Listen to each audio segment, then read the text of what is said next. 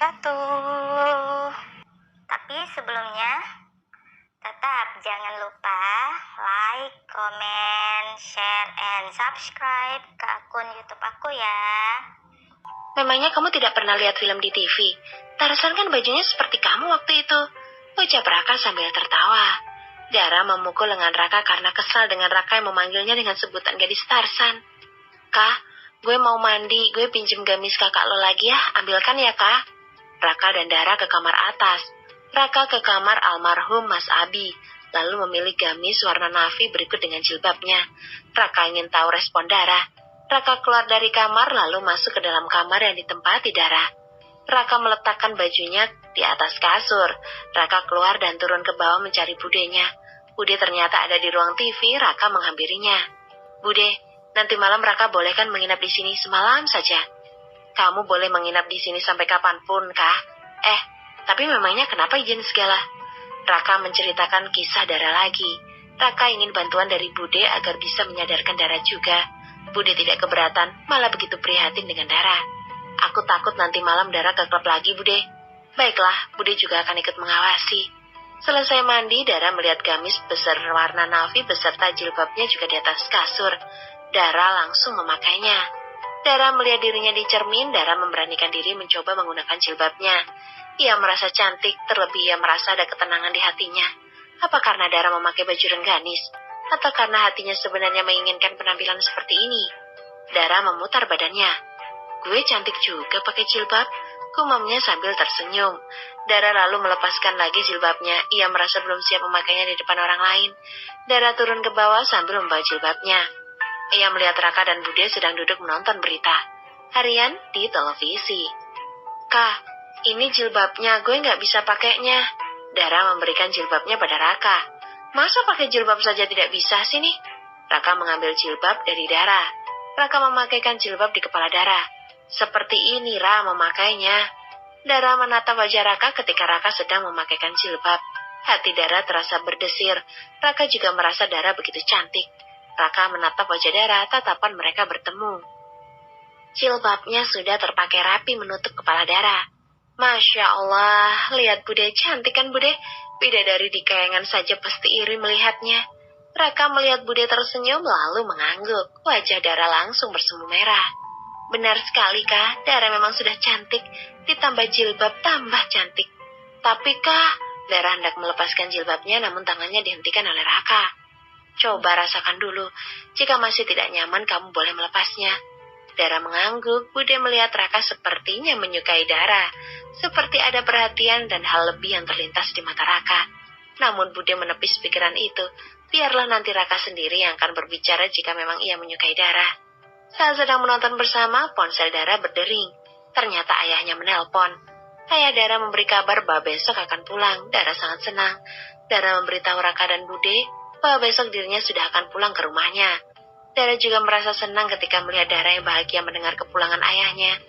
Mereka melanjutkan mengobrol hingga tak terasa azan maghrib berkumandang. Raka memimpin sholat maghrib berjamaah di rumah. Dara sangat senang, ini kedua kalinya Dara sholat bersama Raka. Selesai sholat berjamaah, Bude kembali ke kamar terlebih dahulu ingin menelpon suaminya. Dara melipat mukenanya lalu meletakkan pada tempatnya. Kak, ini kedua kalinya kita sholat bareng, lo tahu nggak Kak? Kalau lagi sholat itu hati gue terasa adem gitu Kak. Gue sejenak melupakan beban yang ada dalam diri gue. Dara mengungkapkan isi hatinya pada Raka. Syukurlah, berarti hati kecil kamu sebenarnya tahu mana yang baik dan buruk, Ra. Semoga Allah kasih gue hidayah ya Kak. Raka tersenyum, mereka berjalan ke ruang makan. Ra, hidayah itu kita yang menjemput, bukan kita yang terus menanti. Dara merasa bingung. Bagaimana menjemputnya?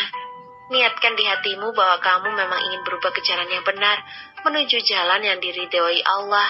Hal pertama itu niat dahulu, nanti Allah akan tahu dan akan menuntunmu perlahan. Gue pengen berubah, Kak. Gue capek hidup gini terus, gue pengen cari ketenangan. Dara memasang wajah sendunya. Ia memang memiliki keinginan yang besar untuk berubah. Niatmu pasti Allah dengar. Dara tersenyum mendengar Raka berkata seperti itu.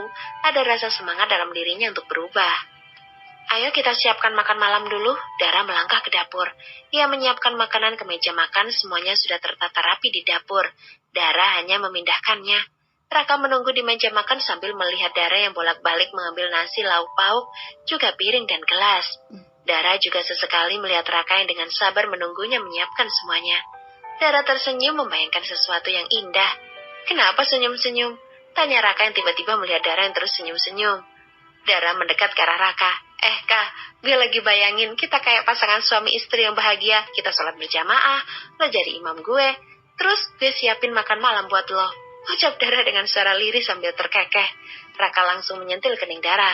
"Kamu ini suka sekali membayangkan yang tidak-tidak." Raka beranjak dari tempat duduknya, ia ingin memanggil budenya untuk makan malam bersama. Dara yang disentil Raka langsung mengerucutkan bibirnya sambil mengusap keningnya. Harusnya tuh, biar khayalannya lebih mantap lagi, kening ini itu harusnya dicium bukan disentil. Kan khayalan gue jadi ambiar, gumam Dara. Raka dan Bude ke ruang makan. Dara sedang duduk menunggu Bude dan Raka. "Terima kasih ya Ra, sudah menata di meja," ucap Bude. "Bude, Dara hanya menatanya saja." Dara yang harusnya berterima kasih ke Bude, sudah memasak untuk Dara dan Raka. Bude malah senang bisa makan bersama kalian, biasanya Bude sendiri. "Kapan Pak D pulang, Bude?" tanya Raka yang akan menyendokkan makanannya. Tapi Dara segera mengambil piring dari tangan Raka. "Biar aku saja, Kak." Bude melihat ekspresi mereka berdua. Kali ini Bude melihat ada sayang di antara mereka berdua. "Pak D pulang lusa, Kak." "Oh iya, Bude. Nanti biar Raka yang menjemput di bandara lusa." Bude mengangguk, mereka melanjutkan makan. Bude sangat senang melihat Raka dan Dara makan dengan lahap. Dara memuji masakan Bude. Dara juga meminta izin ingin belajar masak dengan Bude.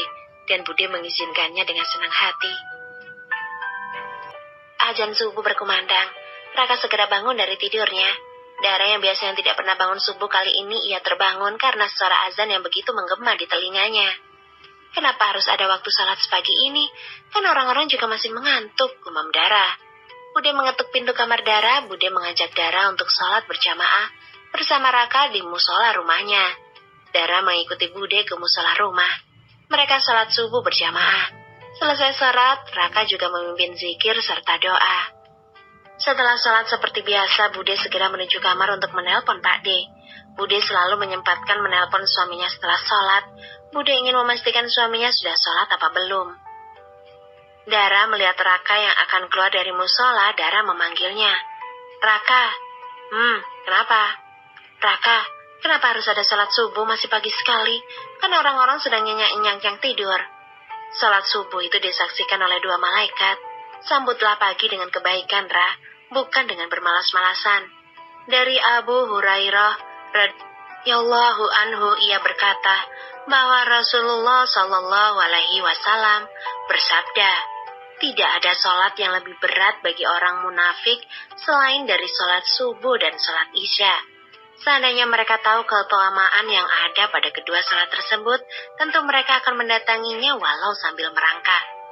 "Orang munafik?" Dara menatap Raka. "Iya, orang munafik. Salat isya dan subuh itu memang sulit ditaklukkan, karena di waktu itu setan begitu kuat menggoda manusia agar tidak melaksanakannya. Ya aku juga sebenarnya tadi masih mengantuk dan malas, tapi suara azan itu seolah-olah masuk ke telingaku. Di telingaku seperti ada toa yang begitu dekat." Raka tersenyum. "Saat Allah membelai telingamu dengan ucapan yang indah yaitu azan, setan di kanan kiri kita terus tidak mau mengalah, mengikat kaki, mata hingga hati, agar tidak berkutik dan terus memacu mimpi dalam dekapan selimut yang kita genggam. Disitulah iman kita bertarung. Apa yang sebenarnya kita pilih? Mendengkur dalam dinginnya udara fajar atau menyanggupi titah ilahi? Ada kalanya iman kita kalah dalam serangan fajar itu. Mungkin saja nutrisi iman kita sudah tergerus dengan aktivitas keseharian kita kemarin. Lalu habis perlahan saat kita menukarkannya dengan maksiat murahan. Tapi sungguh, kemenangan agung bagi kita ketika di waktu fajar itu kita sudah bangun bergegas ke sumber suara dengan pakaian ibadah terbaik kita dan balutan wudhu yang menyelimuti kita. Mulailah kita langkahkan kaki dengan tujuan menjemput rahmat ilahi dan mengurung nafsu hati agar tidak nakal lagi di hari lagi.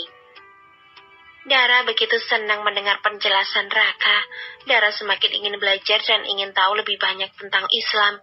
Penjelasan dari Raka selalu membuatnya candu. "Harus rajin bangun subuh dulu, Ra, baru bangun rumah tangga." Ledek Raka tertawa sambil berlalu menuju kamarnya. Dara masih terdiam di tempat. Apa setelah gue rajin bangun subuh lo mau bangun rumah tangga sama gue? Dara tersenyum halu membayangkan hal aneh lagi. Dara tersadar dari lamunannya, ia segera ke dapur. Di sana sudah ada Bude. Dara meminta izin Bude untuk membantunya memasak. Bude mengizinkan dengan senang hati. Dara belajar sedikit-sedikit cara memasak. Selesai memasak, Dara pergi ke kamarnya karena ia merasa badannya sangat lengket. Ia ingin mandi pagi agar badan terasa lebih segar. Saat Dara melewati kamar yang Raka tempati, sayup-sayup terdengar suara Raka sedang mengaji begitu merdu. Firman Allah yang terdengar di telinga Dara langsung menusuk di hati Dara. Entahlah, Dara merasakan hatinya yang gersang seperti terhujani salju. Dingin, gemetar, haru.